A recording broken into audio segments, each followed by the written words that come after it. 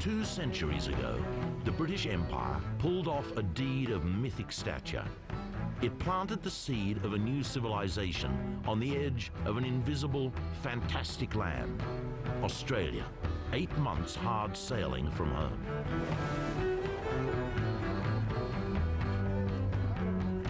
To match the social fabric of the early 1800s, we've chosen 4 families. 1 from England, 1 from Ireland, 1 from Tasmania, and an Aboriginal clan from the northeast coast of Australia to travel back in time to relive the birth of the Australian colony. Here, in this isolated valley, they must plant crops, raise livestock, and build houses. For 4 months, they'll face hardship, history, and each other in the colony of 1800.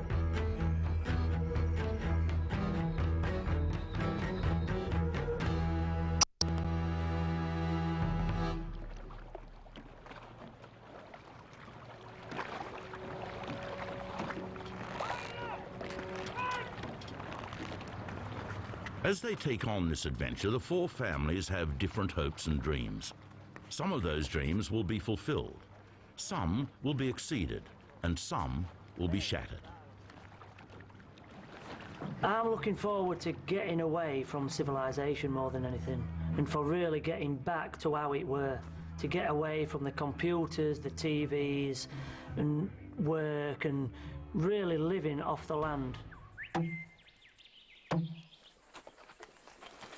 Things have got out of hand again. Now we're in a really good mood this morning, ready to get my floor down and everything. And then more bullshit happening. Leaving civilization behind, the Stevenson family from Yorkshire join a tall ship bound for the colony 200 kilometres away. Hello, welcome aboard. John Stevenson maintains an estate for an English lord, and his wife Liz is a teaching assistant. Just about everybody said, you must be mad. I can't believe why you're doing it. I'm really, really looking forward to it. I think we're going to have so much to learn. There's just everything we've got to gain from it.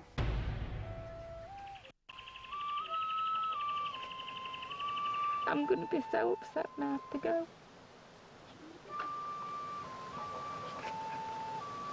So stupid, Anna. Joining the Stevensons for the seaward leg of the adventure are the Hurley family from Dublin. I'm just dying for it, and I think it'll be a great experience. Brilliant. If you were to bring nothing else with you, nothing, if you have a sense of humour, I think you'll be okay. And we're all pretty good on that here. In a crisis, we all start laughing. That's the main thing, you know, look on the bright side. The clothes are filthy and the dishes are filthy, and you get up every morning. It's just, it's unbelievably depressing. Taylor, Craig Taylor, I think I had. Tyler. Yeah. Trish Hurley and her husband Morris are both school teachers. Both families are planning to get away from it all with their children in tow, but Kate Hurley has her doubts about the creepy crawlies. I don't really like spiders. I don't mind snakes. I just don't want them near me. Especially if you're trying to go to the toilet and when the spider or snake comes up your ass or something. The Honky family from Tasmania are trading in the fertile soil of their flower farm for bare earth. Kerry and Tracy Honky and their 4 kids will be the white Australians of our infant colony. I'm excited about the adventure. I'm really excited that the kids are going to have the chance to experience that. So really exciting for what we're going to be able to represent, the historical side of everything. So yeah, I'm quite rapt about it all. No, you've got your opinion, I've got mine. Fair right? Enough. Don't tell me what I think. Fair enough. Take care. The Honky family will represent former convicts, most of whom were enticed to stay in the colony rather than return to the slums of London or Dublin. Thank you. Stand by to set the course. Set the course. My world. Up by arm. Mobile phone. Not our hardest Started.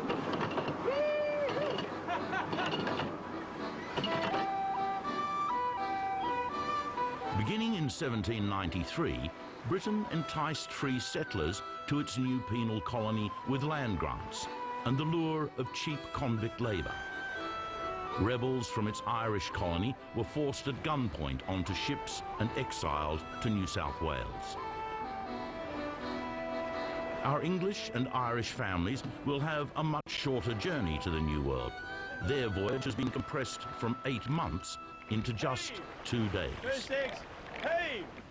2-6, heave! I really don't like sailing. At the moment I'm feeling all right, but I can see it coming and the swell's starting to pick up a little bit, so I think the seasickness will definitely happen shortly. I'm very apprehensive about this. More than anything of the colony, this is the most thing that I am apprehensive about, is the boat. And now we're on it. So, yes, definitely. John Stevenson might have bad sea legs, but he has many practical skills he can use in the colony. He also did his homework back in England on the fine art of survival. Me and Tyler, we went and got a book on the SAS about survival in the outback and things, and this is one of our traps. Obviously, if a rabbit does touch it, it will go off immediately. So, and we've got a snare which is underneath the actual thing, so when the rabbit stood there and it actually goes for the carrot, it will set the trap off.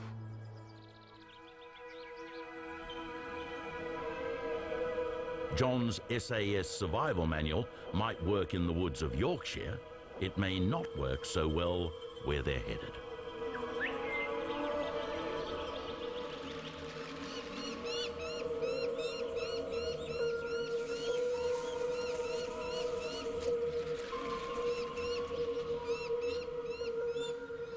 Well, ladies and gentlemen, it's part of my job to help you go back into the 19th century. So I have this little chest here, and I want you to divest all of your 21st century stuff. Okay, we're going back to the 19th century, so even little things like your dangly earrings, watches, mobile phones, Walkmans, everything. Nearly there. Big tears here, come on. Hi, John. Oh, you should have eaten the chocolate. Say goodbye to it all.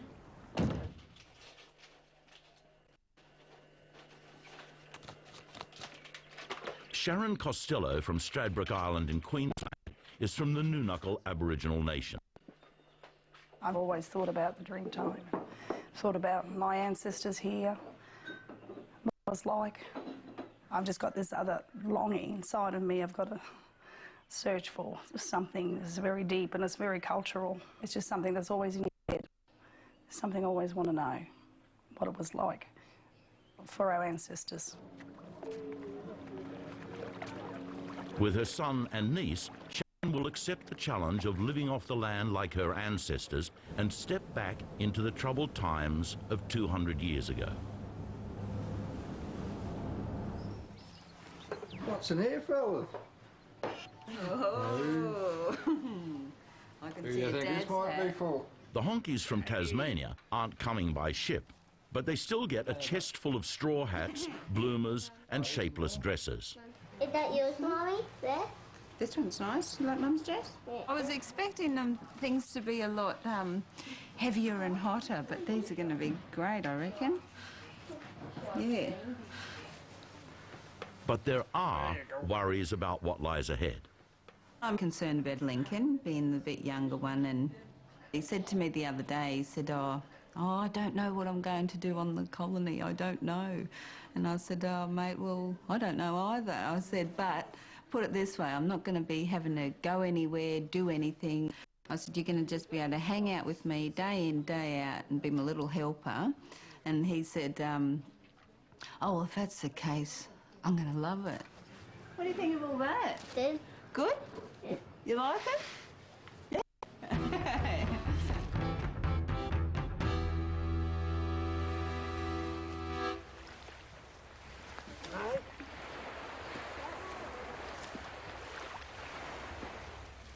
Anto Donovan from the Gumbaynggirr Nation and his 9-year-old daughter Amber join the Costellos. For me to go back in time would I would like to know how my ancestors lived, especially my grandfather and grandmothers, and just learn some knowledge from how they lived off the land. Anto's partner Lorna is also with him. They and the extended Costello family create a clan of 8 members.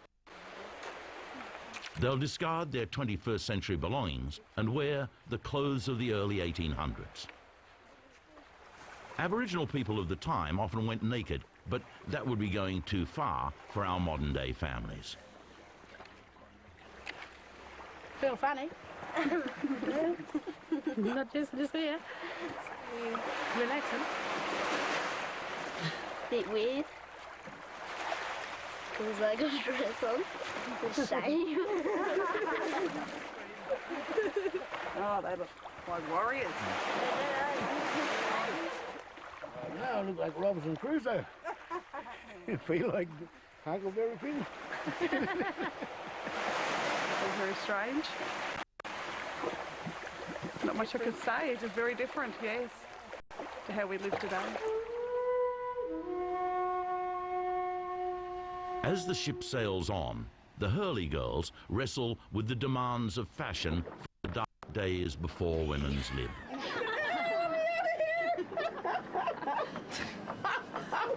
It's your boob chew. What's going on here? A kind of a nativity play or something? We're getting into our courses. No, this bow, I don't know what we're supposed to. In the first days, many Irishmen of Maurice Hurley's education were exiled to New South Wales for plotting rebellion against British rule. A tiny minority were allowed to bring their families. Such a pretty little king. Such men would also be given free land and convict labour.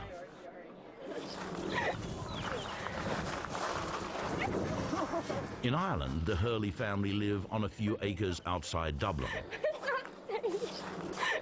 No, I won't put it too high up because there's branches here. Their pioneering skills have not been tested yet, but nailing up a kangaroo sign is one place to start. I know nothing. I know nothing about lighting fires from scratch. I know nothing about fishing. I know nothing about, well, I know a bit about timber work, but not an awful lot. What sort of tools we'll have. We will be working with our neighbours and the convicts, but they may give us some convicts who don't do any work, who may even rob from us. We as the Irish family may get the bad deal as regards the land and all the rest.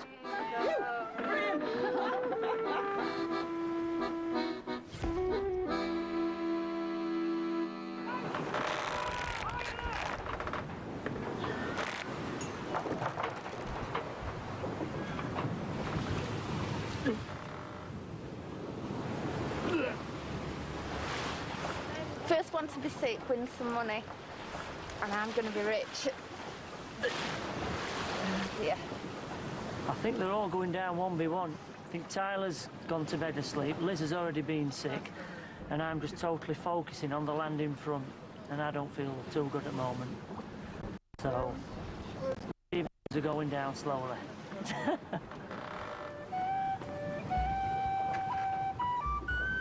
Like the Stevensons, many free settlers hailed from the English countryside.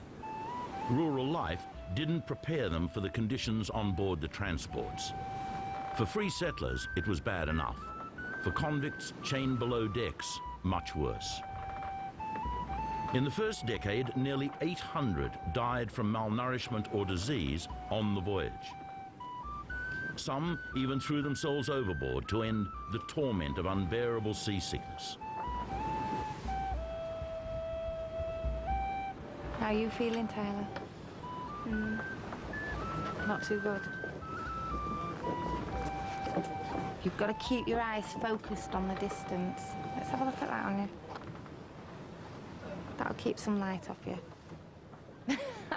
I think when the boat trip's over, you know, that'll be really good because you just feel different about everything. But you all right? Maybe this will happen in a minute or two.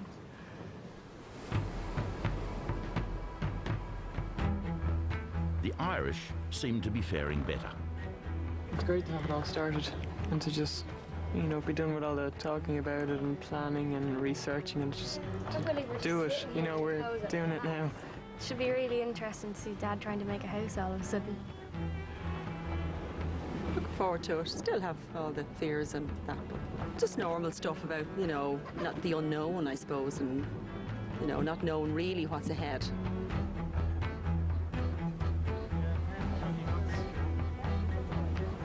Our four families are about to meet for the first time.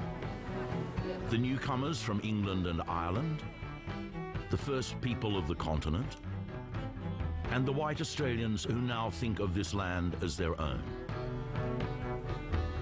Will they cooperate and thrive, or will they collide?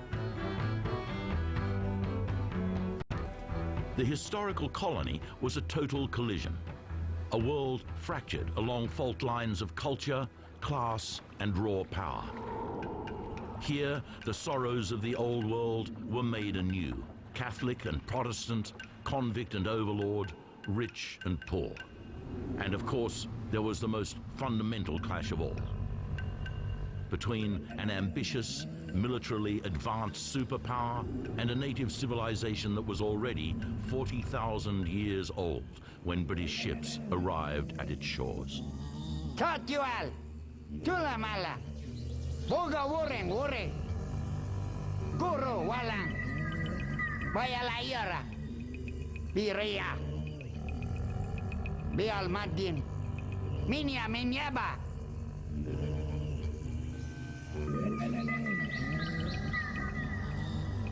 Back in those days, the Aboriginal people would have been frightened by just looking at the boat coming in. They would have been wondering what sort of people would have been on it, whether they was wild or what would they do to their families.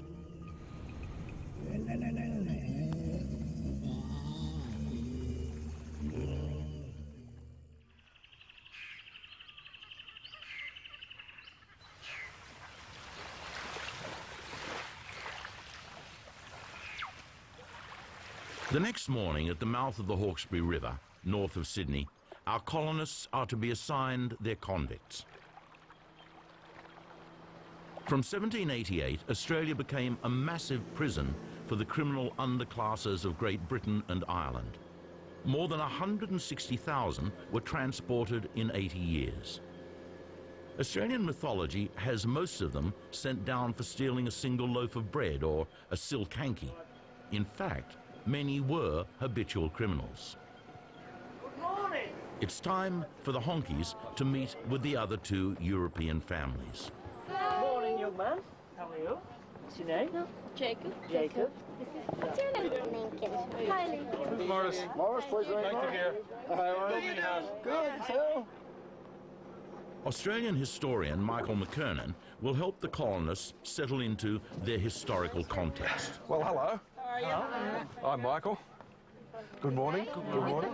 Now, you probably noticed that miserable lot over there, did you? Oh, yeah. We're not talking to them. I don't blame you. Each of you come from a different situation, obviously, but you would have been assigned 2 male convicts each for a year on government stores.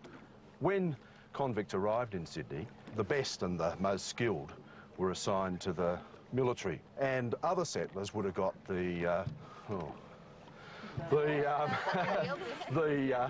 weak, the not so good, perhaps the troublesome men. Over 1,000 Australian men volunteered to live the life of a convict. Half these men here who signed up have convict heritage. The Stevensons, they've been assigned Steve Keogh and Andrew Hammang. Keogh? Aye. How's it going? Well. You look brilliant. Certainly do. Hi, Andrew. Pleased to meet you. Hi, And again. I hope you're skilled at something. We're relying on you.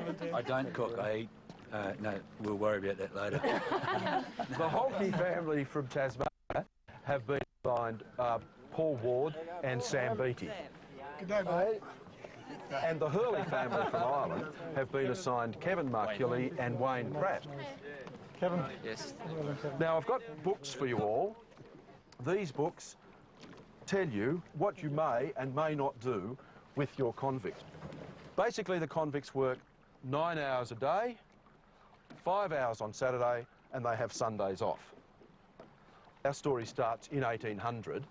The settlers at that stage were not allowed to flog the convicts, so put the whips aside.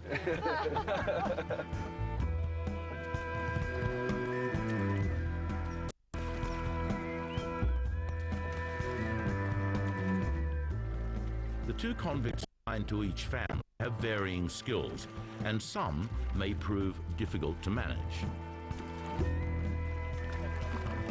Putting myself into a situation where I have to start taking orders, and in a lot of cases doing very menial chores, that is going to be a challenge. I know I'm probably going to snap at some person, but it'll only be verbal, it won't be physical. I believe I'm over that part of my life.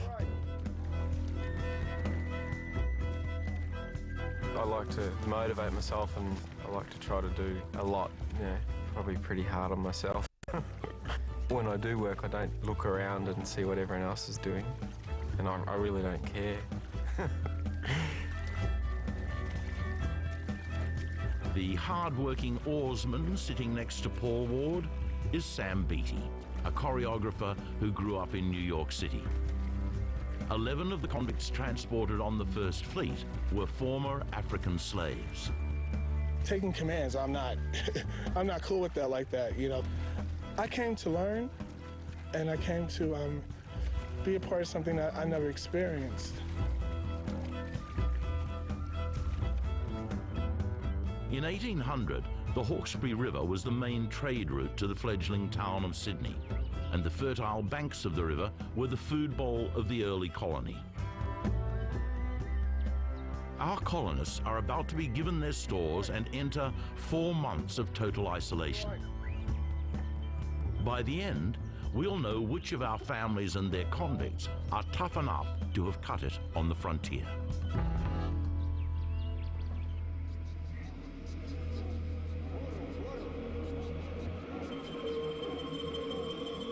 Two centuries ago, when the British arrived, it's thought there were over 5,000 Aboriginal people in the Greater Sydney region. In this valley of remnant forest, our Aboriginal clan will recreate that world. Fish were plentiful in the river and nearby streams, and the area was alive with game.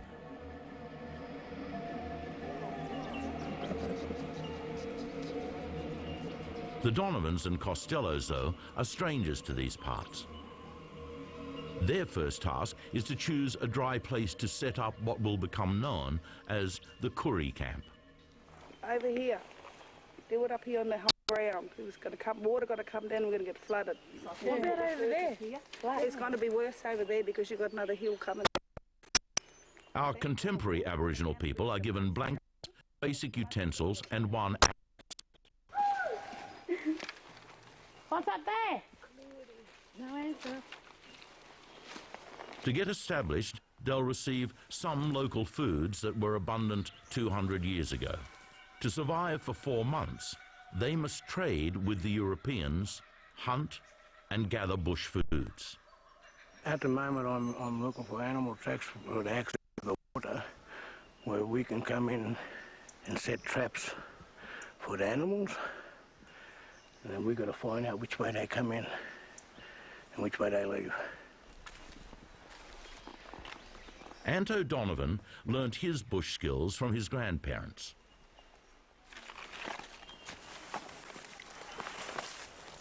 Looks like a wombat.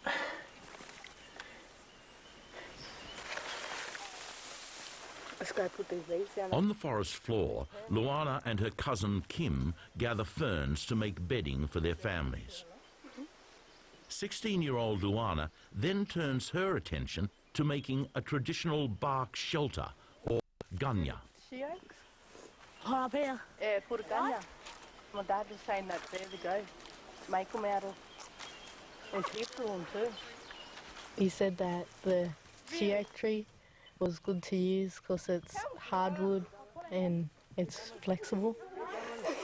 Oh my God, I didn't know you were that heavy.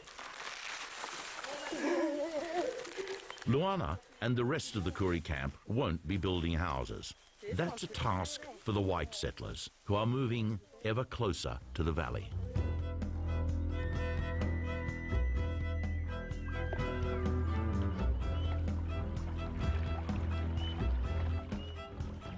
One, two, landed in Australia.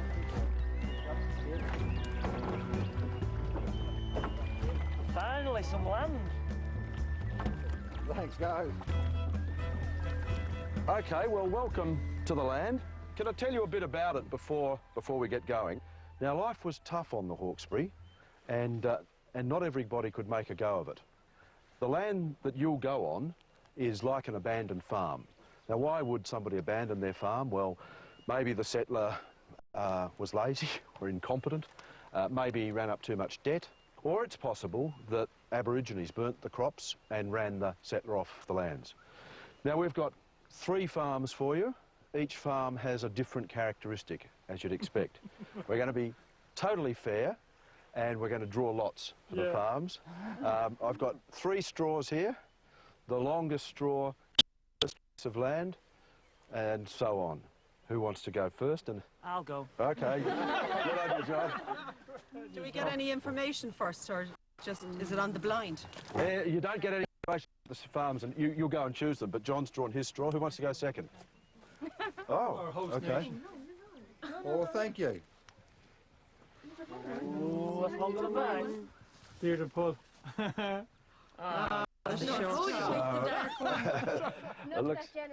Kerry and Tracy have drawn the long straw. With their 4 young children, they'll get first choice of land. Now, here we have your government stores. This is a week's supply. I'll be coming back each week with additional stores. You might like to look to see what you've got. All I can say is, I hope it all goes well. I like that. Who'll go first, John? You've got to get in while you can. You'll learn that when you get going a bit. Then again, will Kerry pick the right piece of land? You haven't thought about that. We're currently standing very close to a bull ant nest. If you see some ants about that big, let them bite you, I promise Here, you. there's one here, look. Here. This is a little one. Oh, Jesus. Oh, my God. That's a little one. That's a little one. I promise you guys, do not let them bite you. I don't like them. They are hostile. Kevin! Don't tell me he's gone walkabout. Where's Kevin when you need him? Don't drop it. Our families are about to have a massive change of diet. There'll be hardly any fruit and vegetables. Their food will be incredibly monotonous. Just salted meat, flour, oats, split peas and vinegar. The same rations as settlers received 200 years ago. Each ration includes 4 pounds of salted beef per week per man, with 2/3 of this for a woman and half for a child.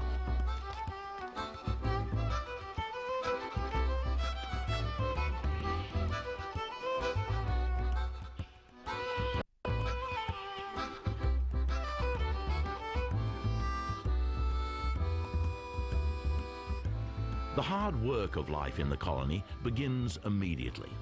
The settlers haul their supplies a kilometre from the river into the valley. Like those before them, the Irish must quickly adapt to an alien. On the first farm, they discover a derelict hut, where Tracy Honky finds a list of the terms which have been laid down. When you build a pig pen, you will get pigs. When you build a chook house, you will get chooks.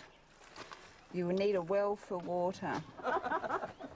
That is amazing. This looks like the Aussie house to me. Eric and John. That's really sharp. This looks like choice number 1. I think this is going to be yours, Kerry. Yeah, it looks like it. I imagine it's not choice number 3. Hey? What do you think? No, I'd imagine not. What's that? This one looks pretty good. Wouldn't take much to make this homely at all. We'd be in it in the days we'd have it all fixed up, I'd reckon. We'll have to check the other choices though. The water. It's probably the biggest problem with this one at the moment. Let's see. Dig a well for starters. How long does it take to dig a well? How long is a piece of string? There we go. Not a bad choice, I'd imagine. You want that, Morris? Oh, we've no choice. You've got no choice. We've third choice. There could be something better over there. Over the next 4 months, the settlers will be required to build houses, farm the land and rear animals in order to survive. They'll supplement their miserable government stores with what they can grow, catch or trade. Their hands and feet will grow calloused. The sun will burn their skin. They'll get sick and injured. And not all of them will make it through to the end.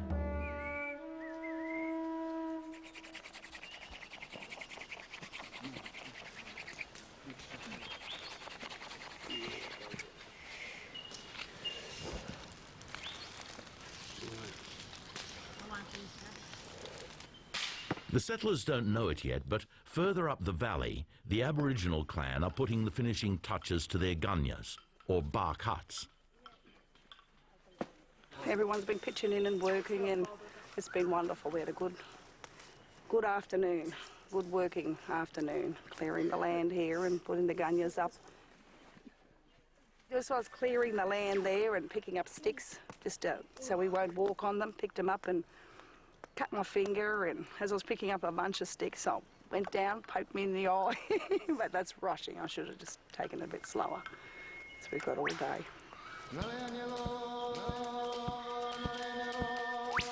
2 centuries ago, when the British arrived, this valley was used for ceremonies and trade by the Daruk, Darkinjung and Ku-ring-gai peoples.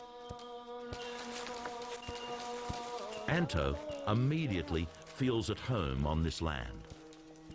The valley itself is a beautiful valley, and the power from that valley really lifts my spirits up.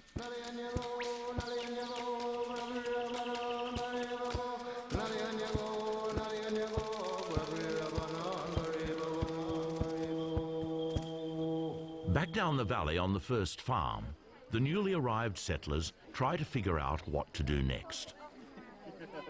It's going to get dark soon. Charlie, what are we going to do? I reckon we'll all teamwork together and we'll just all help together, get the tents all put up, and we'll get a couple of crews to go and bring all the gear back, rest the gear over. All right, what about the fire? We've still got a bit of light for that, but the kids can collect kindling. So I think the biggest tent will be yours, Morris. Are they the same size? There's not much there, is there? On the hut. That's a small one. Yeah. That looks like a Yorkshire tent to me. Oh, I don't know. Each settler family has been provided with tents, blankets, rope and basic tools such as axes, knives and flints, just as they were 200 years ago. Oh yeah, there's a start. Unbelievable. Yeah, well, one day we're going to tie you men down. We'll get you drunk, tie you down and put your corsets on you. And then we'll leave you in it all day. I think women kept themselves vulnerable and useless by wearing the damn things. Unbelievable. Torture. Excuse not to work. I can torture. Better. Imagine putting this on yourself. I mean, imagine just You can't, actually. You don't have those muscles. Women back in 1800 had a really tough life. Just the everyday nitty-gritty of surviving, cooking, cleaning, bringing up kids. Overwhelming feeling is that I won't be up to it, and I'll have no cooker and I'll have no kitchen sink. So, you know, what if I'm not up to it? Oh, Jesus, that feels good. Thank you. Torture. The settlers decide to leave it till the morning to choose their farms. I'm quite pleased, really. Obviously, we've just seen one farm which looks really good, a lot better than what I thought it would be. But like Kerry said, it's water. We don't know how close water would be, how, you know, he's quite far away, so we'll have to see the other farms before we make a decision. But I've got the second choice, and I'm quite pleased with that. Yeah? Yeah. Just grab the other end, There's 2 hours left to put up tents, gather firewood and prepare dinner.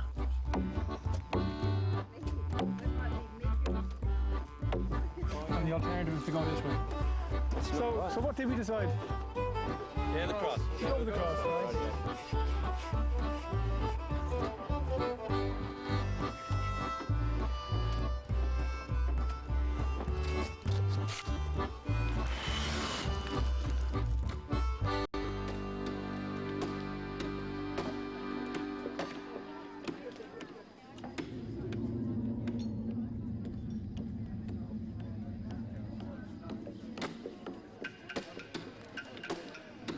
The three men from the Koori camp are about to meet with the white settlers for the first time. But the honkies are so preoccupied, they don't notice.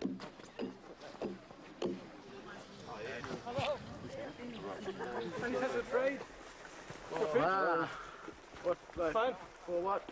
Good question. What have you got to trade? Rope. Would you like some rope? Flour. Flour. Yeah. Tricia, okay. You want to trade some fish here? You're not going to trade me for a fish, are you?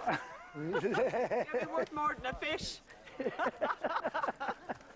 Have we much flour? I haven't looked yet. See how much flour.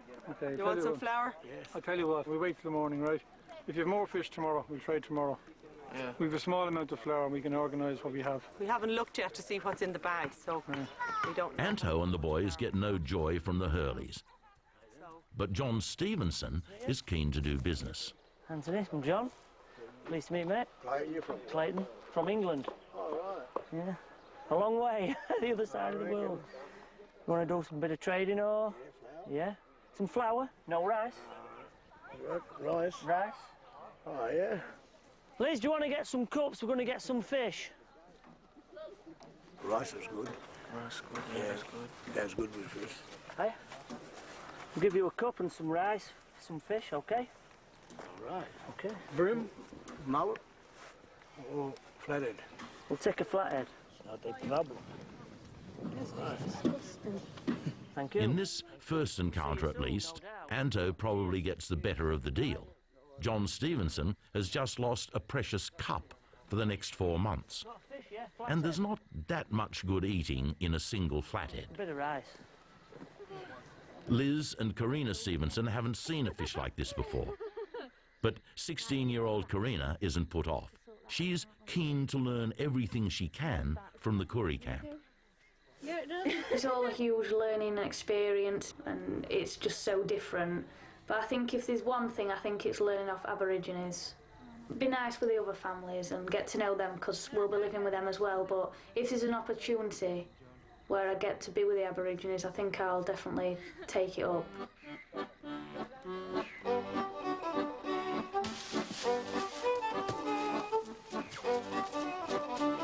Settlers in 1800 were also given livestock. As well as an abandoned hut and vegetable patch, the first farm has 2 chickens and goats for milking. Tracy and Lincoln quickly get to grips with the business end of the goat. Having some? Nearly. Let's get those little hands. Do you want a little bit more? No, a little bit more. Tracy has milked a goat before, though they've never built their own house. But Kerry Honky is a handy sort of bloke. Back home in Tasmania, he also brushed up on his survival skills before coming into the colony. I think that might be too modern, that one. Survival manual. A few of the practical skills could be quite a handy thing to know.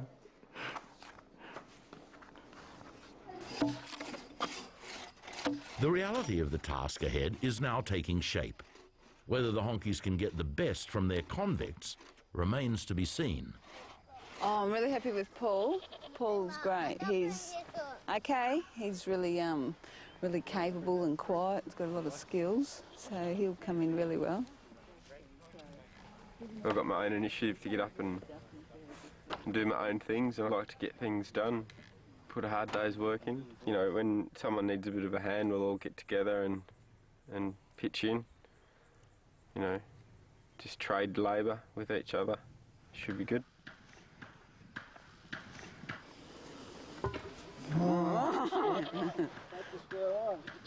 Who's he got? Don't know. Sam Beattie seems to be struggling. Sam, he was telling us no, that he wasn't here to work. I'll do the cleaning and the cooking and possibly entertaining. Sam, I think, is a little bit unsure whether or not he wants to be here, so he's sort of having to psych him into, or he started to tell him that it'd be good for him to finish the 4 months, so he's got great stories to tell his kids. Time would tell, I suppose. I'm an entertainer. I'm not I'm not a, you know, I'm not a craftsman who gets out there and builds houses and things like that. And I don't do any of these things that these people do. Right back. We're back. We're back with the Takayala. And right. The between white and black has been positive. Oh, mullet looks flattered. Oh, lovely. Look flattered. Where you been put this? What's that one? The boys brought that lovely catch home there, and we're going to put that on the fire after. We even got some bush lemons up the road off the tree there, and oh, it'll just go lovely with that fish. I love this. It's beautiful here. It's absolutely beautiful country. It's beautiful. Very spiritual to us. Tomorrow's another day. We'll go out and venture and see what sort of bush fruit they have here and berries. It helps to sustain us, I suppose.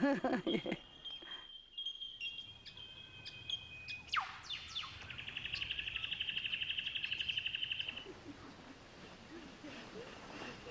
I think it's an absolutely beautiful place. Stunning.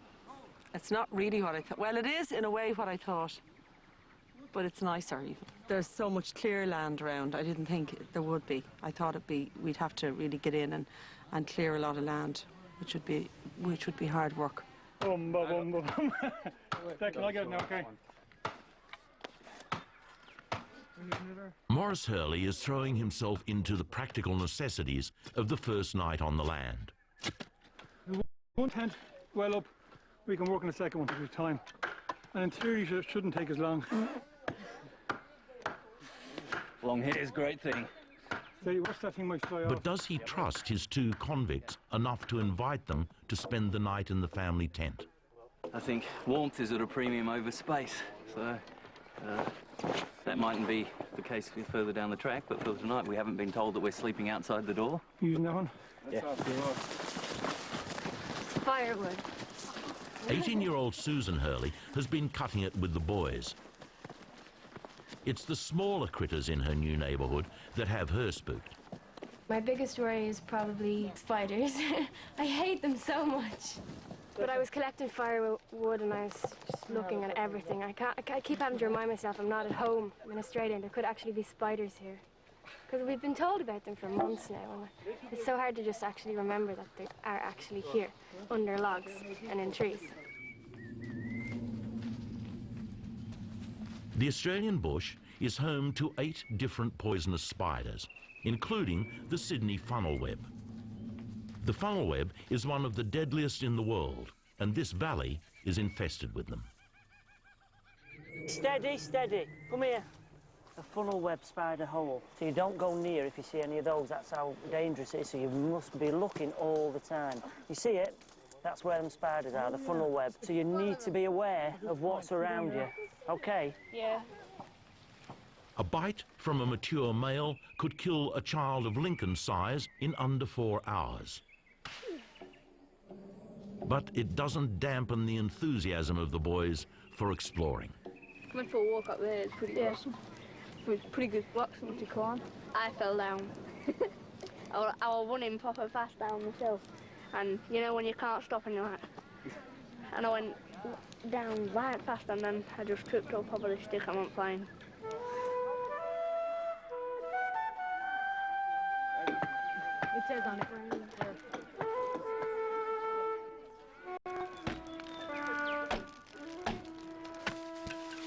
As the shadows lengthen in the valley, Anto and the boys prepare a cave on the ridge where they can sleep if the weather turns bad. This cave here is an ideal spot, nice and dry. We can have 2 fires going. Our bedding can be over there, that end. Maybe we can get some bushes to stick up on the side so that if any breeze come in, we'll be out of it. Nice and dry. That's my bedroom. That's mine here. That's mine here. The caves are much drier than bark gunyahs or the wobbly tents of the settlers.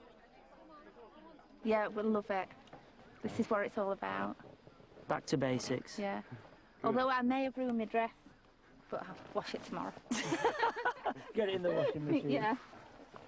The English and Irish families have managed to erect their tents, while the Australian camp have struck a hitch. Don't pull it too hard, though.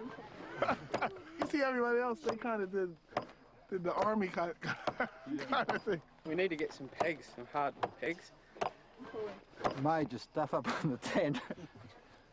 I just rushed into it and put the centre pole back to front.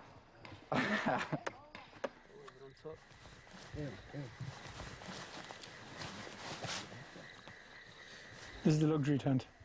Plenty of room for 8. We're organised, we have people, all heads in the middle, 4 that way, 4 that way, in the traditional fashion, men going east and women going west, because nobody wanted to have their head at the side of the tent because there might be creepy crawlies. And our 2 brave convicts are at the end here.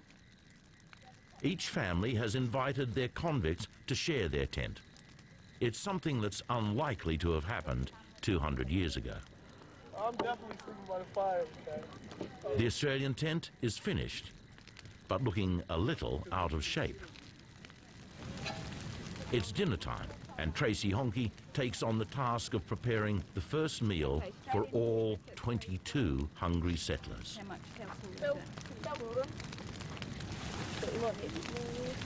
Seeing as it's late and there's rations are spread everywhere, there's pumpkins in the old veggie garden, so we'll grab one of these and we'll cook up a pumpkin soup to feed everyone.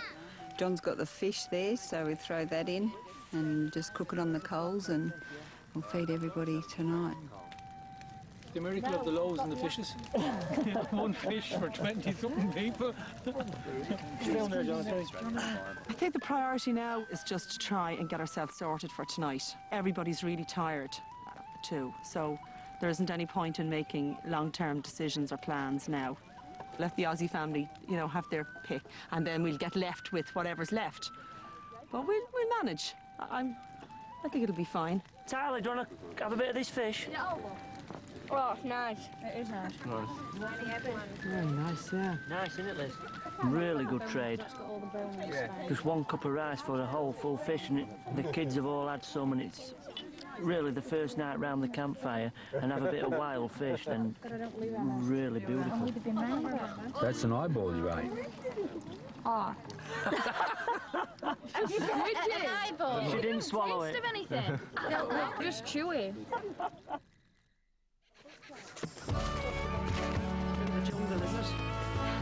Coming up on The Colony.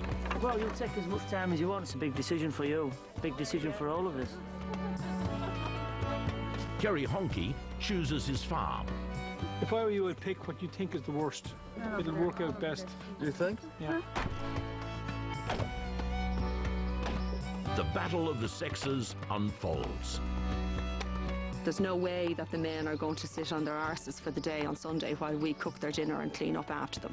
That's just not going to run here. And Anto gets lunch.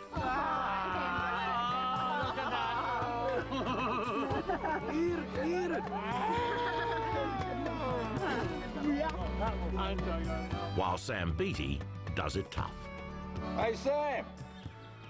He doesn't like to work. Plain and simple. Taking commands, I'm not I'm not really, I'm not cool with that like that, you know. You're looking for a rap dancer? He's fine. Mentally, I'm not prepared for this.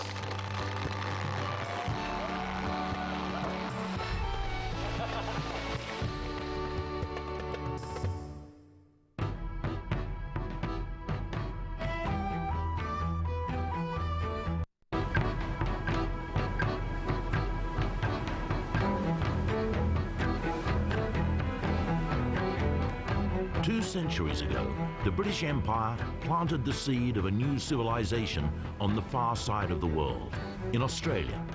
8 months hard sailing from home.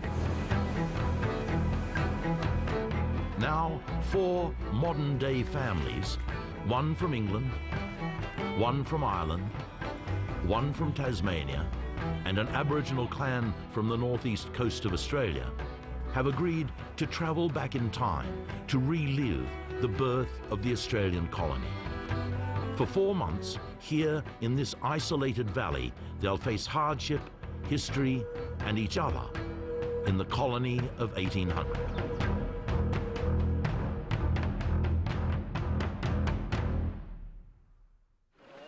Finally, some land. Previously on the colony, who wants to go first? I'll go. The settler families drew straws. Kerry Honky from Australia drew the long straw to choose his farm first, while the Hurleys from Ireland weren't so lucky. Oh, the short straw. The settlers moved onto the land and set up communal camp. The Aboriginal clan did it their way. The women couldn't or wouldn't restrain themselves. I can torture. The Aussie bush showed it might have a deadly bite. A funnel web spider hole, so you don't go near if you see any of those. That's how dangerous it is. Their first shared meal took on biblical proportions. The miracle of the loaves and the fishes. One fish for 20-something people. And they postponed the major decision about which farms they choose to help them survive the next 4 months.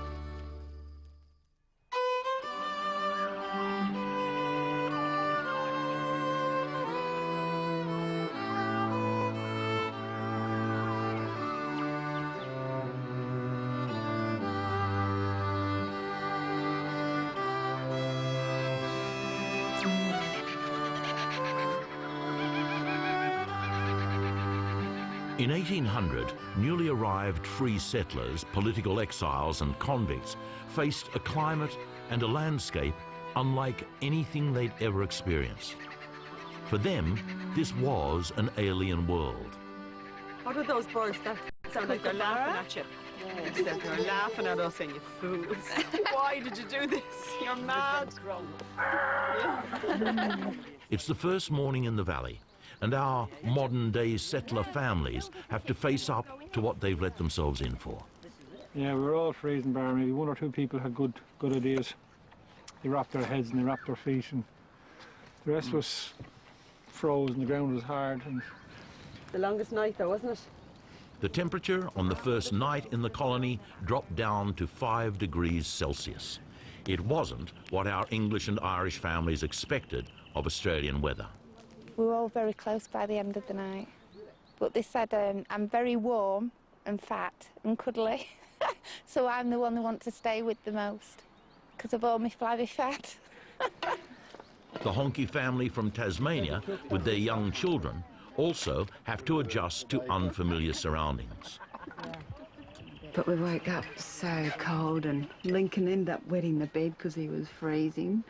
So now I've got to go to the river and do all the washing. Like the original settlers, they've been assigned 2 convict servants who must work 9 hours a day for them.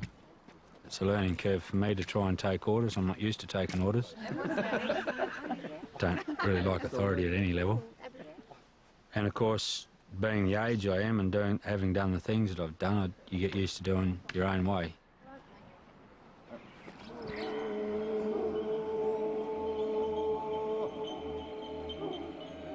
Just up the valley, the Donovan and Costello families also did it tough. They're from the warm, subtropical north and have never slept so hard or so cold. Everyone was just freezing all night. No one could sleep. That's why everyone was coughing all night, sick. Really. Oh, thank you. In Aboriginal law, local spirits dwell amongst us. As strangers here, Sharon, her son Clayton, and the rest of the clan can't be sure if it was animals or ghosts they heard during the night. Heard something over here, Warren? Yeah, it might have been, yeah, I don't know what it was. Could have been any wombat or dingo. Wombat, dingo, but something heavy, eh, to break that. Yeah, probably would have been a wombat. There might have been a spirit.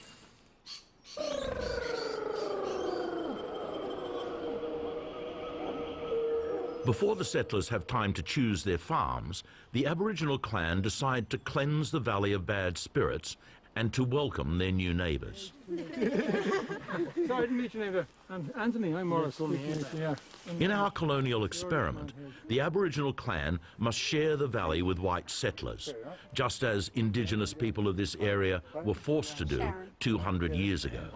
Only men can touch them, not women. Seriously? Seriously. Yeah? A woman touch them, there's nothing I can do to help her. Please enjoy. It's a welcome song called Going in the Nami. The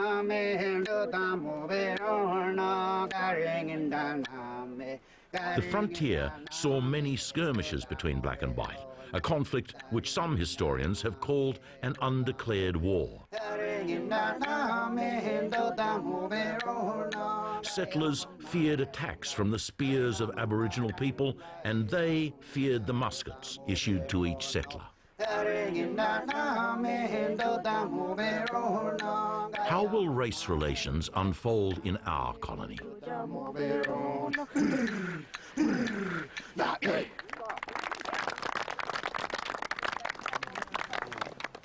The settler families will now inspect the farms so they can make the crucial decision about where they're to live. There's a lot of funnel webs down here in camp number 1. The Honky family from Tasmania will have first choice. The Stevensons from England, second choice. And the Hurleys from Ireland will have to take the farm that's left. We don't really want a pig if we can get fish. I want a pig, and I don't want fish. Yeah, but Kate, it's not a pet. Farm 1 has an abandoned hut and vegetable patch, and whoever gets it will start with 2 chickens and 1 milking goat. But it will get very hot as the summer heats up. Just the floor mainly. Let's get some of this loose Any stuff. hut's going to have the same problem, isn't it? Yeah. Your choice. There's got to be a catch, but I don't know what it is yet. That house down there is a false decoy. Farm 2 will also get 1 milking goat and 2 chickens, and has an abundant supply of firewood for trade and good fertile cleared land. Well, we're nearly there now. Bit of a jungle, isn't it? Farm 3 is much more overgrown with less cleared land than the other 2, but it will get 2 chickens and 2 milking goats, and is the only farm that gets a cow to begin with. Why would you build a house up there? It'll look nice. Despite the extra work, the English family is taken by the idea of a room with a view. There is stone not far under here. Liz, you look at home up there, you know that? Good morning, Australia. You like Mother Nature. If I were you, I'd pick what you think is the worst. It'll work out best. Do you think? Yeah. What do you think, Sean? I don't know, I don't like this one. You don't? For why? Because it stinks. Yeah, I agree. If they don't choose this one, you choose this one. Yeah. This is the best one, isn't it? You can't say Yeah, anything, but there but is- that's our decision, I think. There is more work here to be done Well, straight we're away. not scared of Were you work. gonna- Yeah, but it's good work and you're not It's good scared of work. that either. Oh, no. No, But at least you've got the stuff here. Number 1 is like it's too barren, empty. desert. It's There's dry. nothing to go with. They're all okay. I'm really glad we don't have to make a decision because we have a huge big argument. And it would just be stressful. Yeah. Are you no nearer a decision than you were? Well, see the bonuses on each one. So, I think the You first just need more time. The Australian family must now bite the bullet and lay claim to one of the farm sites. Yeah, we cannot go there. Kerry Honky seems ever intent on reminding Morris that he drew the short straw. Well, maybe, should I ask you, do you think? What do you recommend? Oh, I'd definitely go for number 1. On the hope that you'd hopefully disregard me and then go for number 2 or 3.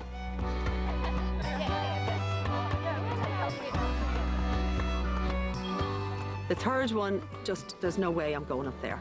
I mean, if we end up in that farm, I'm leaving. You want the last one? No, Yeah. I don't want the last one because I want the last it's too much like a jungle for me up there. I'd feel threatened by that sort of terrain. I like the open spaces here. What stage of the decision making are we at? Anyway, at the moment, I just love a cup of tea because I've got a bit of a headache. You ready? Dan, do you want a drum roll? Had to think a few different things, but we've gone with this one, number 1, particularly mainly for the younger kids. So got a shelter that we can put them in pretty well straight away. I think there's going to be a catch with the place somewhere along the line. You can still change your mind, you know? The work that we've got to do is going to be harder than everybody, I think. The English family drew the second straw, and they have the next choice. The English family are going to pick number 3. Some of the reasons were why we came out here would have been to actually build a house from scratch. Plus, we think the land is quite fertile.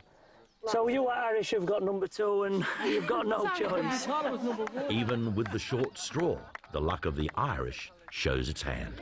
Tricia, as the head of the family, speak, woman. Oh, I'm absolutely delighted. Yeah, you all fell into the trap. Well done. You left us with all the lovely timber.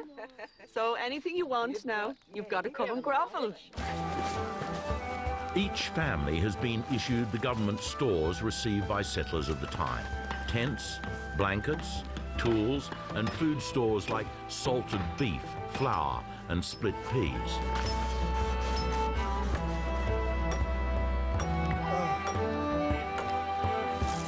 It's not enough to subsist on.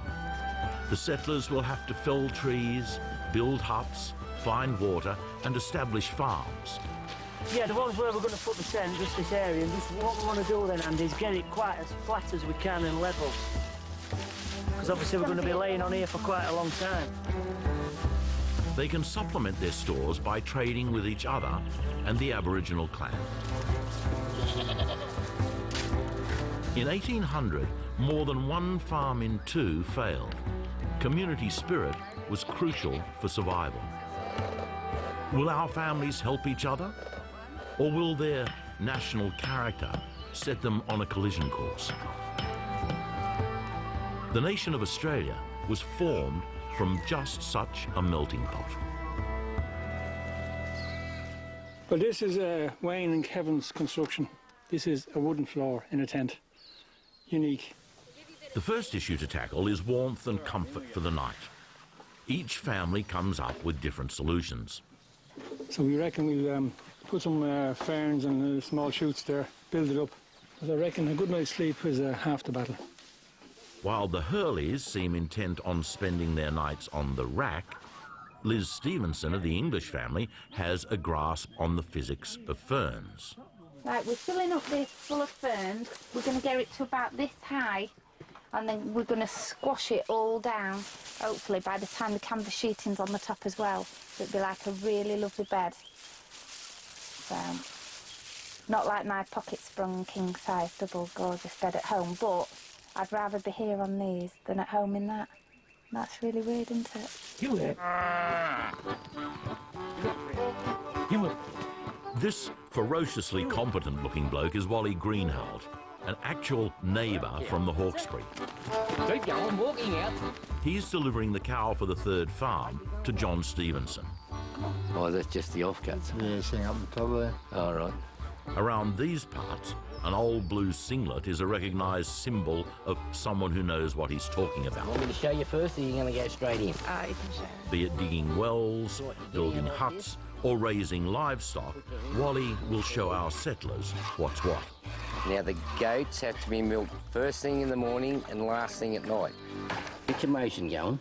Don't be frightened of the goat. The goat, you won't hurt it. You're not strong enough. Bugger of a shot, though. I know. Keep going. It don't matter about spilling a bit. Milking cows and goats. Yeah. Among the wind and rain. Queenie, you're not moving this one. This one's my goat. Despite Wally's best efforts to sing their praises, not everyone loves the goats. I've had to sort out the evil goats because they're just horrible, and they pee on the rope, and then you have to go move them, and there's pee on the rope, and they smell. They're horrible creatures, and I don't like them. But I'm trying to be nice to them, so they're nice to me, but they ain't working. Hi-ho, hi-ho, it's off to work we go. Save your energy.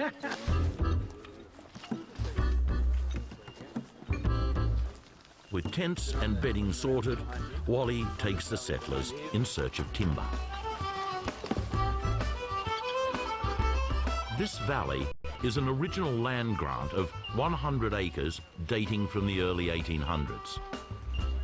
Back in those days, ex-convicts and settlers were given up to 200 acres depending on status and government favouritism. If it's falling that way and you want it to fall that way, so you just sneak around and there's a boat there laying into it and giving to it, and it works fast, and you'll see the trees swing around and come down. Clearing the land was the first thing settlers turned to.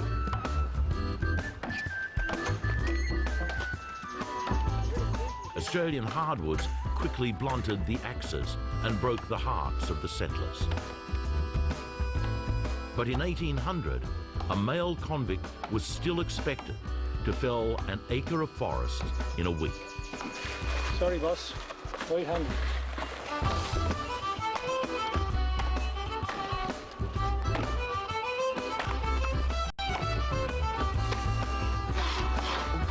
Speed.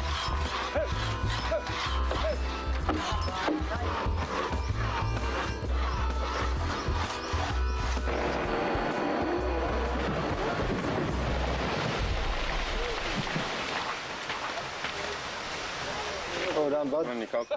Ah! Ah! Come on, Tipperary.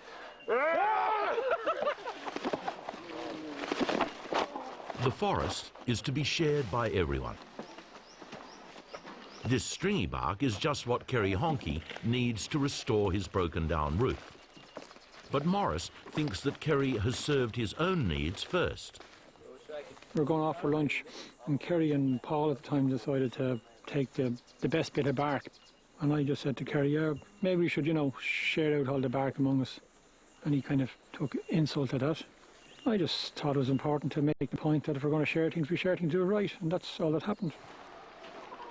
Honey, I'm on. I'm tired. I just whinged about the piece of bark I picked up. Whinging over a piece of f***ing bark, that's what that was. So I'll take the next piece of f***ing bark.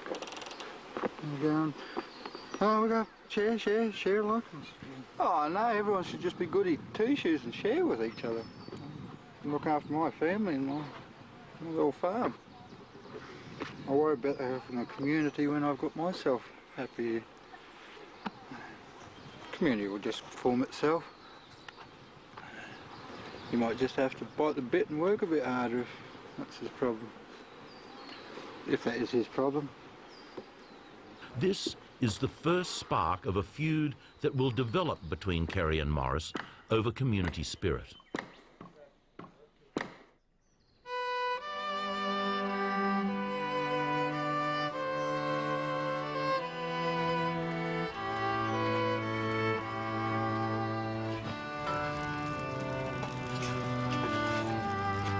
By any measure, 19th century women did it every bit as tough as the men. Their daily work was laborious, repetitive and unrelenting. What about Kappa? Kappa, hold on. We had a storm last night, thunder and lightning. You have to wait for it to heat up then, okay? We found a few drips in the roof, so we had our bed made up, so all through the night it was just putting buckets around trying to capture all the water. Right, it's too hot. You reckon that one will be yours? We'll just feed the burnt ones to Paul and Dad when it's dark. They won't know, will they? Bit of spray oil would be handy. Now the flavour of the pitta takes on the flavour of the wood, so it depends which bit you roll it on as to what flavour your bread's going to be. I'm making butter so we can have some butter on these pitta breads. We have to take it in turns, don't we, to stir it, because it takes quite a while. I want that butter on that bread. Do you want a bit more? That's fine. No, Dad, you've got all your ash in it. So I'll give you all a little piece with a bit of butter on. So if you want to have a little nibble, but I'll keep in hold of it and I'll put my hand... It's just adapting to a different way of doing things. I mean, we knew before we came we'd miss a bath, we'd miss a nice bed, we'd miss a roof over our head and the warmth and the security you've got with the house. It's just trying to find the best, quickest way to adapt. Look at my nice clean dishcloth. It's getting stained purple as we go along. Well, go at it. Get it out. We have to get it out anyway. Maybe it's spots. The colony of 1800 was a man's world, with 6 blokes to every woman. Australia's pioneering women had to pick their way through a cruel and often unjust culture. Our Irish women are having none of it. Sick of baking bread. I've made more bread in the last 2 days than I've made my whole life. I've attempted to do work before, but every time I pick something up, they just take it off me or tell me I'm doing it wrong.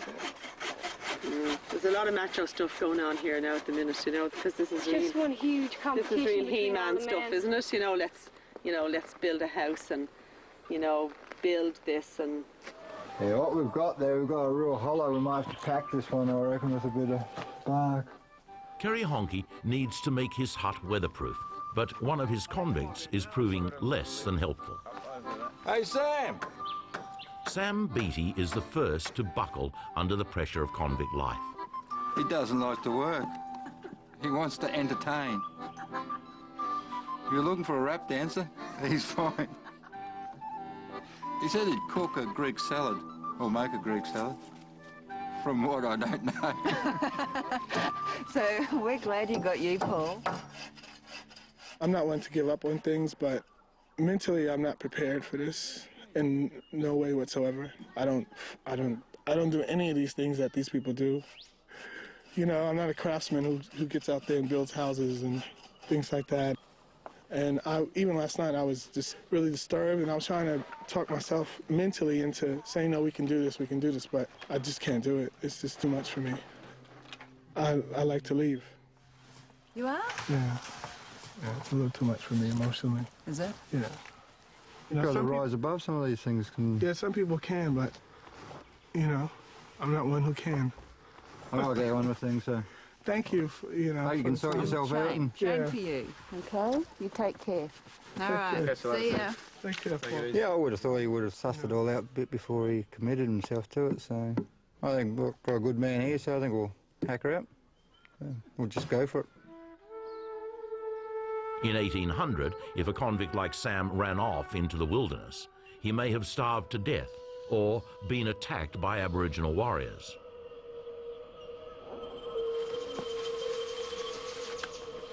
Susan Hurley is also keen to escape her domestic duties. So she and sister Kate head bush with the Aboriginal girls. We went for my first ever bushwalk. We decided we'd go looking for taro because it's similar to potato. Being Irish, we really like potatoes.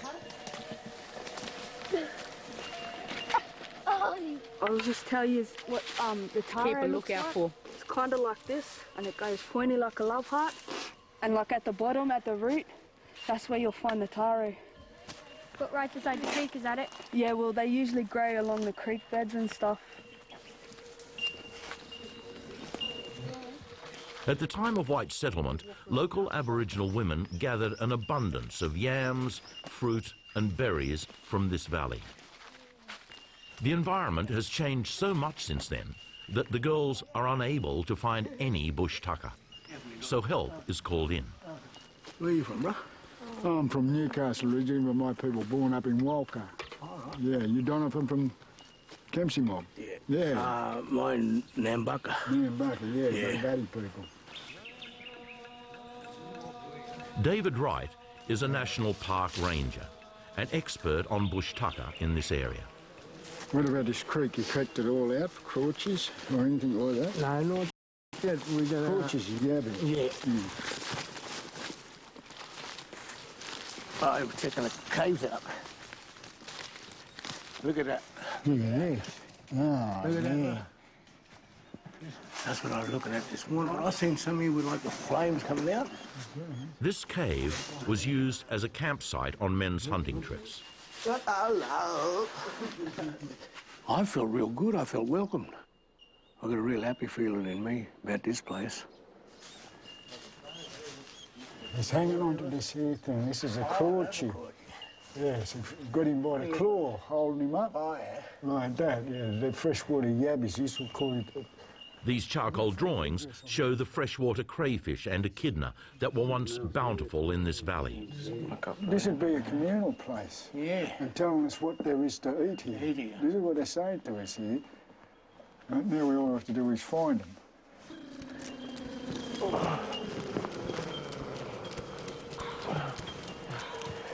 After further searching, David holds out little hope of finding enough bush tucker for Anto and Sharon's clan to survive on. It'd be very hard and scratchy living here at the moment. Very hard. The creeks are all dried out. It looks really green and healthy. but it's very, very dry, and a lot of the plants just don't grow. Yeah, well, I was reading that penal one, how plentiful it was with all the fish and birds and, you know, kangaroo, wallop, and echidnas and all that, guanas. Well, over home, there's guanas everywhere, kangaroos everywhere. We could just go out the bush if we wanted to and just get what we wanted. I've hardly seen anything out here. The lack of bush tucker, due to the changed landscape and the worst drought in 100 years, means Sharon and Lorna need to trade with their European neighbours. I'm going to take some lemons from you anyway. Did you want something for them? You don't have any sugar. I haven't any sugar. Flour. I have flour. Flour. How much flour did you need? Did you want to make a cake of bread? Yes, we just want to make some damper or Johnny cakes.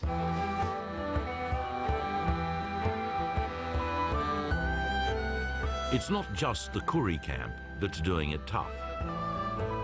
The settlers must make a 2-kilometre back-breaking haul to the river for drinking water. All three families realise that securing a water supply nearby is the top priority. They must dig wells, but will they dig them in the right spot? Well, what I'm thinking about that bit of land there, that is definitely going to be our veggie patch. Right. So I'm thinking if we can get the well close to the veggie patch, obviously to get water the veggies and water for us has got to be a priority. Yeah, well, you'll be able to use the water out of the well for washing up, washing yourself. Yeah. Now, the lower down you go in the ground, the less digging, you know. Well, Wombat's been digging there looking for a drink, so it looks pretty good to me. Water. That's beautiful water there. Look at crystal clear. Yep, she's all right. What are you going to box it in with? It's got to be timber. Yeah. How long do you think it's going to take us to dig us out? 2 hours. 2 hours?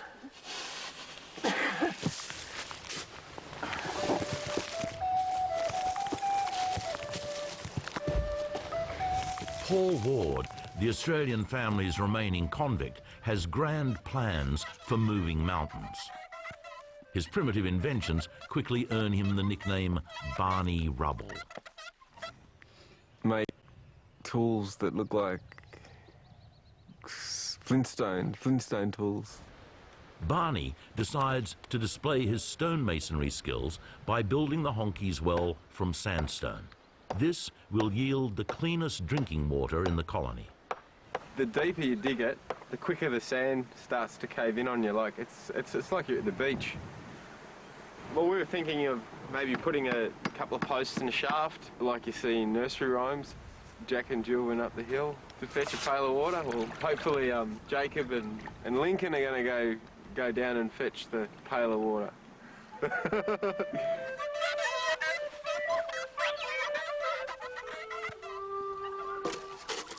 I was there yesterday, looking at our neighbours. They started and they found when they got down to the sand, they kept falling in. So we were going to block off the area there first, fence it up, block it off, so we won't have too much falling in. But we'll have water by this evening, and not drinking water, but we'll have water for the animals and water for the dishes. It's bread I made earlier, but it really doesn't last very long, so I'm just cutting it up into little bits and going to stick it in the stew. For Susan Hurley, 4 days of salted beef, flour and split peas are already showing their limitations. It looks rotten. It's so much better than what we had yesterday. And while the settlers are desperate for fresh meat, Anto is supplied with a freshly killed roo. This kangaroo was killed as part of a licensed cull program. The fresh meat makes him the most popular bloke in the colony. Used to be cute. You only need some of this. Girls will shit themselves, but how much are you going to give us? And you want the tail of? Oh, yeah. Oh, yeah. So if you can sort that out and bring us some meat up, I'm sure we can sort some baccy out for you. Yeah. No problem. Kangaroo meat stew featured in many colonial recipe books. But Anto has planned a good old-fashioned Aussie barbecue. It'll take about 2 hours to cook. There was a way of doing it back then with a lot of tribes. Once they was cooked, you drank all the blood, so he's a part of you. You're a part of him. He gave his life to help you survive. Anto has invited his neighbours to give bush tucker a go. There's a damper. He's a damper bloke. I'll put it on here. Yeah. Now. Have a taste. In the early 1800s, white settlers depended on native wildlife, which they'd hunt with muskets. Oh, Isn't it lovely? no different to beef. Oh, yeah. Is it in there? Did you get it out? Gee, that tastes good. Thank you, Dad. It's very, very mild, isn't it? It is. It's got that flavour, hasn't it? It's got a flavour. I'm a Moran. Beef. Beef. You're a clever one. Come down to barbecue.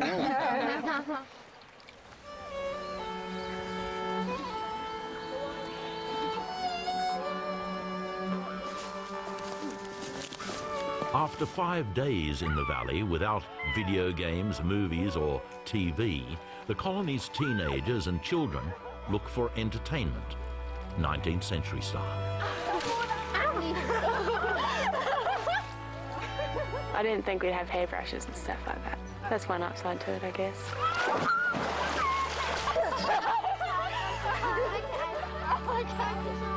I'd rather be at home watching TV. Yeah, we were sitting around today going, geez, can't wait till we get home. It's only been 5 days or so here.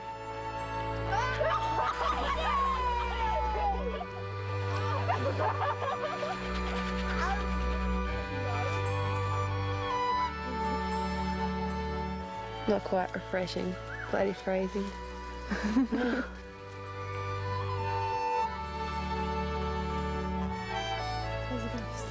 Do I want to see it? Yeah. He's huge.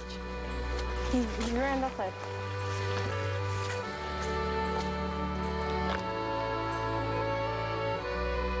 Today is Sunday, a long-awaited day of rest for the exhausted men of the colony, but not necessarily for the women. Oh, he's terrible. You're going to bring disgrace upon your family. Maurice! Put some trousers on.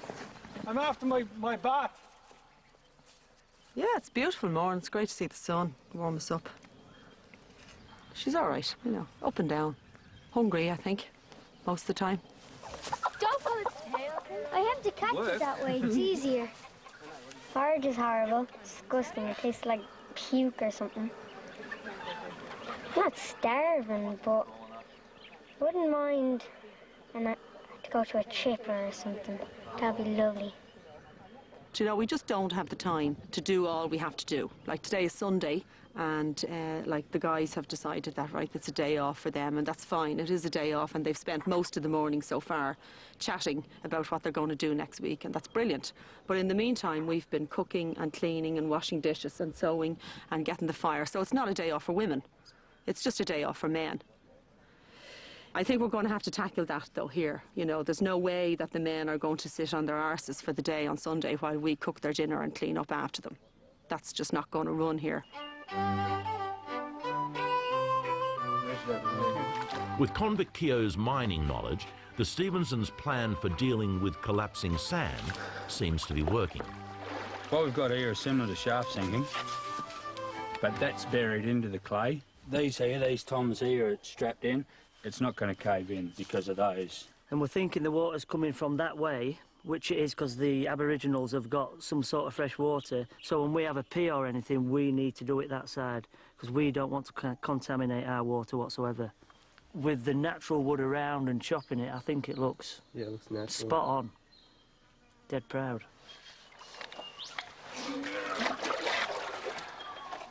Drive in the posts, keep the sand from falling back into the hole. The only problem is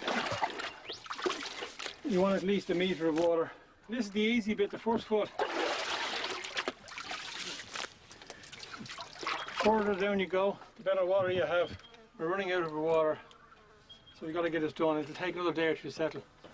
But even by tomorrow morning, we can give this water to the goats and the chickens. Without realising it, Morris is digging his well too close to a wombat hole. If they drink this water, they'll all get very sick. Without water from their neighbours, the long haul to the river will have to continue. Meanwhile, next door, Kerry Honky reaps further reward for choosing the abandoned farm. We had a big dig this morning. I reckon we pulled 20 kilos of spuds out this morning. The Hurleys have only one milking goat and one pregnant goat. They do have firewood, but no one seems to want it.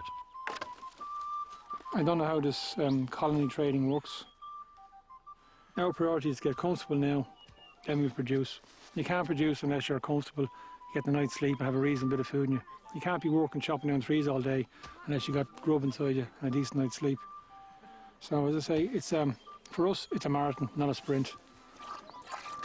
Over on the third farm, the Stevensons are realising the huge benefit of having the only cow. Is that good milk or yoghurt milk? This is fresh milk this morning. Now. But we're going to pasteurise milk from now on because it had curdled and gone rancid, and I went without my breakfast yesterday. Tomorrow we can do the same thing. We can have some spuds and pumpkin, and that's good because we've got no veg. Even some cabbage. I'd rather have cabbage than pumpkin if you've got cabbage now. So are you still keen for this meeting today, or? I think Morris. Well, Morris is, so if Morris collars us all, I don't know what it's about. He's finding it a bit hard myself. Well, we're helping him We've already. let him do the well, we've let him He's got take our water well from the water now. well. Charging him for it? No. Well, I've said don't take it all the time. Obviously, still use the river, but take a few buckets for drinking. I think they're struggling a little bit up there, so...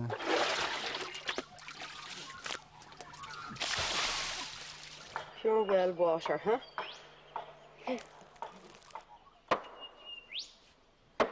It might settle soon, that's the only thing. If it doesn't settle, poor goats. While the Hurleys are still trekking to the river to bathe, the Stevensons are enjoying clean well water on their doorstep. Anyway, today's bath day. You two have had a bath We've already, had a bath haven't you? this morning, me and Karina. We hot water. I had a funnel web crawl on my foot. Yeah, you did. And it just sat there. And then it walked off. But I didn't want to run out because I was naked. And I didn't want anyone running around trying to rescue me, so I just was silent and let Did you bear it out? Yeah. Like a true pioneer. Yeah. If the funnel web spider had bitten Karina, she would have been rushed to hospital and probably survived. But 200 years ago, the isolation of this valley would have proved fatal for her. I heard you had a funnel web under your pillow. Yeah, he did. A little one. But Karina had one this morning crawl over her foot while she was having a and she couldn't shower. scream or say anything because she was naked. I could hear Kate almost drawing a breath this morning when you said there was one under your pillow, because the child is absolutely terrified. While the Stevensons and the Honkies are realising the benefits of trade, Morris Hurley has felt isolated and has called a meeting to discuss how the families can better work together. But if you have an advantage over your neighbour, would you help them? The whole beach area, swimming area, it's really poor, it's mucky. We need to have some sort of a ramp or a jetty or something out, because with the tides... What about if we knock up a raft that's held on by a rope? Until the house is done, I'm not interested we in never the river even at all. gut The at river. priority is the house at the moment, and then all the fluffy bits. Well, I'm not so sure that it's less a priority than you think, because I think as the days heat up, I think that's going to become a huge issue. We've got to sort We're each setting other's up. camp Community out. comes after Exactly. there's an existence. I agree.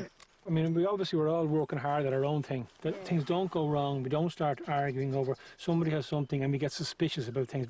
And it's very important we have the occasional chat that we don't have rows. You stay up there, you stay down there, we don't Very move, rarely and we don't neighbours share. get on. The way they lived in the 1800s was to trade. It wasn't to give. It was also trade, but they also built up a community, and people did become good neighbours or whatever. But also at the same time, you work at becoming self-sufficient, and then you don't get a community by three groups of people living separately doing their own thing, right? But we're not working on a community to start with, are we? Or Are we not? I think we have to. Oh, of course we're a community. After Morris's failed attempt at togetherness, the families retreat to their farms to work on their own projects. With 1 week gone, wells have been dug with varying success, and their attention now turns to establishing gardens and building huts. Morris, a school teacher from Dublin, has never attempted to build anything on a scale like this before. An inch off this one. It's a bit of a culture shock coming from where we came from. I always thought the hardest thing would be kind of getting just a few people staying in the same area and kind of everybody getting on together. Up at the Stevensons, the rocky, elevated site brings a different challenge. We're just clearing this rock. We've gone in about nearly a metre there, so that's what we've got to do at back. But we're hitting so many rocks now. That's... So it's getting quite hard now. But me and Liz have been on it from first thing this morning, just non-stop.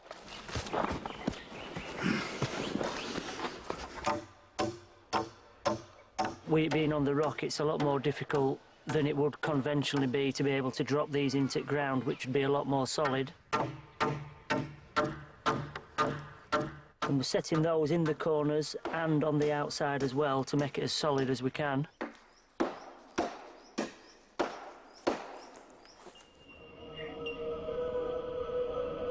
Soon after white settlement, Aboriginal clans were decimated by smallpox and other diseases, which killed well over half the Aboriginal population.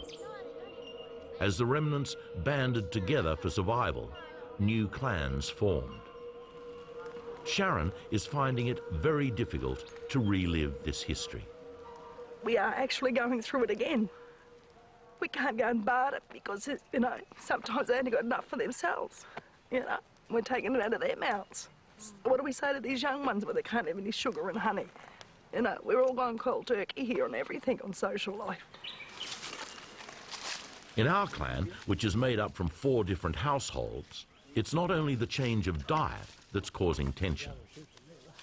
We had a few ups and downs within the camp itself.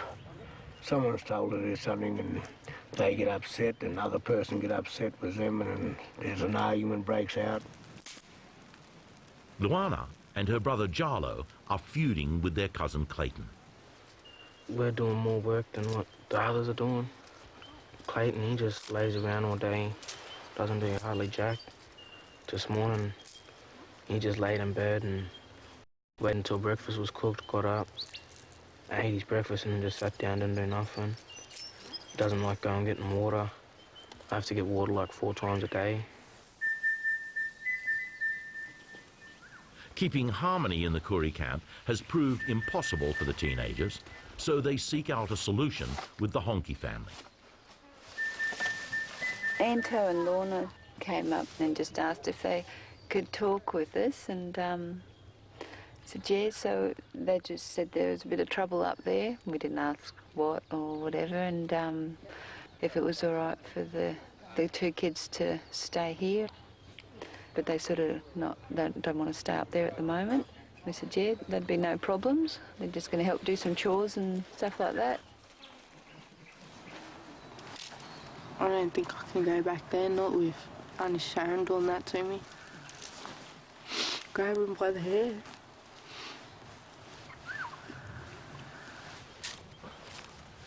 He got up, stood up, swung at me while I'm sitting on the ground. Luana got up, started pushing him and swinging at him. Auntie Sharon jumped up and then started pulling Luana's hair, and then it just all got blown out of proportion. I've never disrespected Auntie Sharon. And I just feel that she did that to me.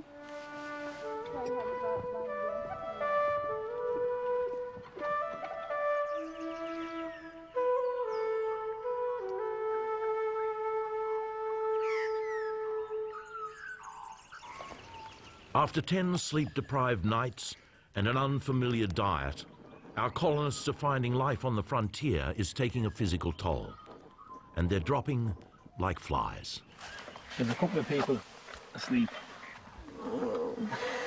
Two of the girls are not feeling well. They're all bunged up, constipation basically.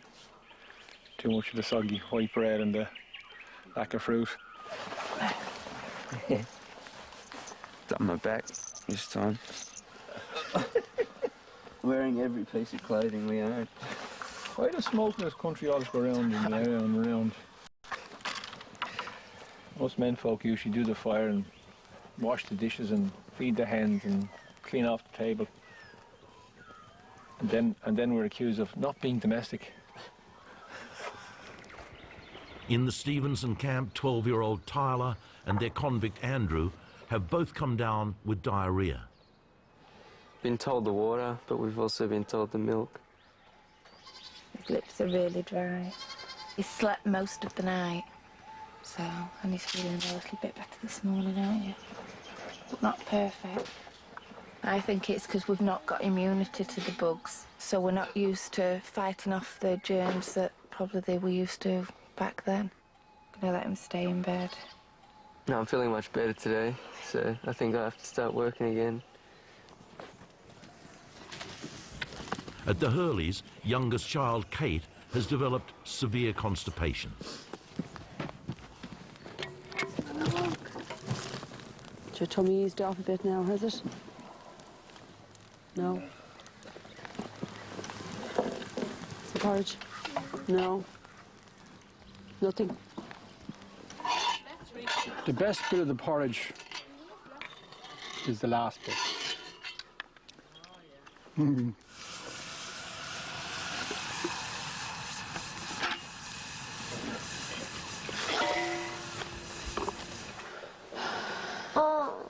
Waking up, Jake? Hey? We're trying to run of us prickle in there, hey? Have a look when we're outside. Morning, people. Good morning. How are we? Thank you. Things are no better at the honkies.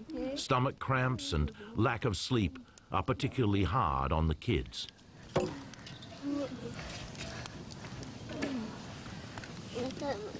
Lincoln's not doing too well. Yeah, he just woke up a bit crook in the stomach this morning and stuff, so... Sleep would be good too, wouldn't it? We're getting smoked out in the cabin. We're all not sleeping very well because it's sort of the dusty floor, so we've got to do something to contain that. You've got the dust rising up and you've got the smoke filling half the cabin. You're waking up through the night and everyone's thirsty, and it's just once we get organised and you know that there's just a few things. You've got so many jobs that you want to get done and you haven't got enough hours in a bloody day.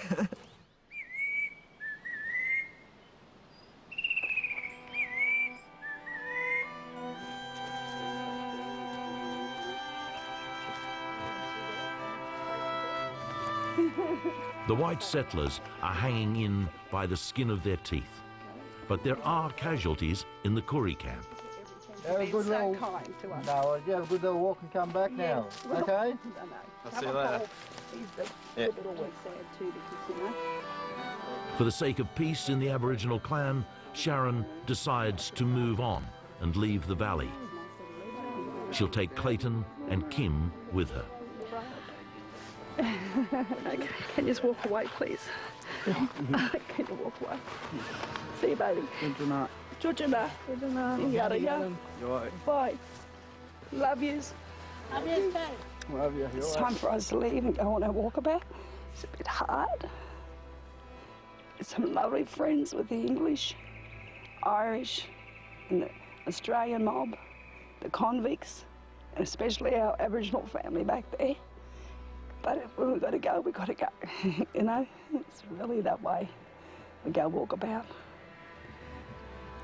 Time to move on. That's how we are.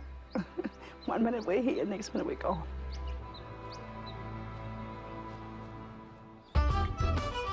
Next week on The Colony.